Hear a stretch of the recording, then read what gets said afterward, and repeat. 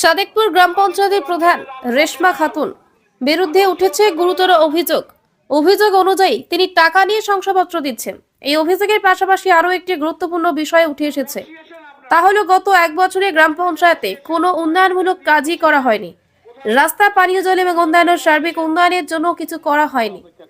এর ফলে গ্রামের মানুষের জীবনযাত্রার মান নষ্ট হচ্ছে এবং সাধারণ সমাজের মানুষের মধ্যে অসন্তোষ বাড়ছে। পরিস্থিতির এই অবনতির কারণে স্থানীয় জনগণ অভিমানী হয়ে উঠেছে। তাই তারা গঠন করেছে একটি গণ ডেপুটেশন, যা পঞ্চায়েত প্রধানকে দেওয়া হয়েছে। এই ডেপুটেশনে মোট 16 দফা দাবি উপস্থাপন করা হয়েছে, যা প্রধানের কাছে তুলে ধরা হয়েছে।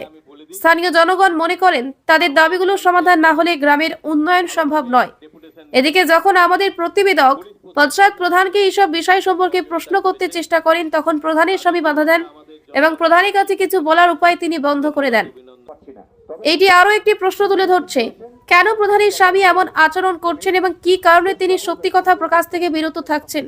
এই পরিস্থিতিতে জেলা প্রশাসনের ভূমিকা নিয়ে প্রশ্ন উঠছে, কেন প্রশাসন এতদিন কোনো পদক্ষেপ নেননি, তা নিয়ে সাধারণ মানুষের মধ্যে ক্ষোভ বৃদ্ধি পাচ্ছে। যখন এক বছর ধরে কোনো উন্নয়নমূলক কাজ হয়নি, তখন প্রশাসনের নীরবতা একটি বড় প্রশ্নচিহ্নের সৃষ্টি করছে। সাধারণ মানুষের মনে আতঙ্ক রয়েছে যে টাকার বিনিময়ে শংসাপত্র দেওয়ার ঘটনা যদি সত্যি হয়, তবে এটি কি কোনো জায়গায় অপরাধ নয়? জনগণ এই প্রশ্নগুলোর উত্তর চাচ্ছে, কিন্তু প্রশাসন কি দেবে? সাধারণ মানুষের মনে একটি দুশ্চিন্তা এবং অসন্তোষ তৈরি হয়েছে, যা শীঘ্রই তাদের স্বার্থ রক্ষায় কিছু ব্যবস্থা নেবার দিকে ঠেলে দিতে পারে। আজকে আমাদের সাদেকপুর গ্রাম পঞ্চায়েতের কাজকর্ম দীর্ঘদিন ধরে বন্ধ হয়ে আছে, মানুষ কোনো পরিষেবা পাচ্ছে না। সেই কারণেই আমরা জনগণের পক্ষ থেকে জনগণের মঞ্চ তৈরি করে আজকে একটা ডেপুটেশন আমরা দিলাম, এবং অবিলম্বে যাতে পঞ্চায়েতের পরিষেবামূলক উন্নয়নমূলক কাজ মানুষ পায়, এটা দেখার জন্যই আমরা এখানে আজকে এসেছি। ডেপুটেশন আমরা দিলাম। পাশাপাশি যারা ওয়ারিশ সার্টিফিকেট নেয়,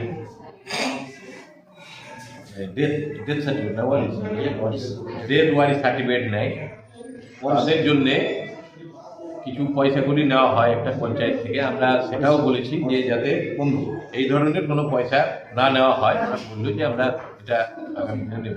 আর একটা আমরা বিষয়, পশ্চিমবঙ্গ সরকার একটা সিদ্ধান্ত করেছে যে এখন থেকে ডেথ সার্টিফিকেট নিতে গেলে এই এমবিবিএস মানে রেজিস্ট্রেশন নাম্বার যাদের আছে, এমবিবিএস বা ওই ধরনের ডাক্তার, তাদের একটা সার্টিফিকেট লাগবে, ডেথ সার্টিফিকেট।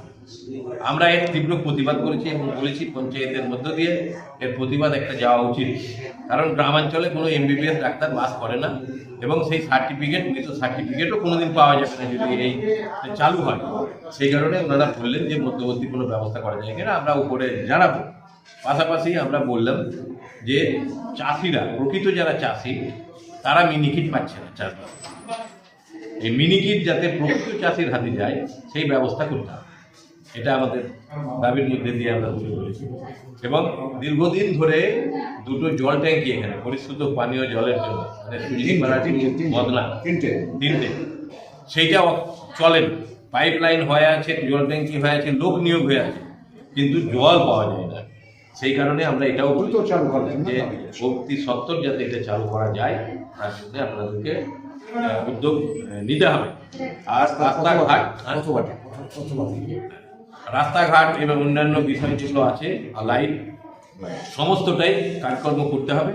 যদি অচলাবস্থার সৃষ্টি হয়, আগামী দিনে আমরা কিন্তু আরও বড় ধরনের আন্দোলনে যাব, এই কথা আমরা জানিয়ে এসেছি। উচ্চতর লেভেলে আমরা যাব, যাতে পঞ্চায়েতের কাজকর্ম হয় সেই ব্যবস্থা আমাদের করছি।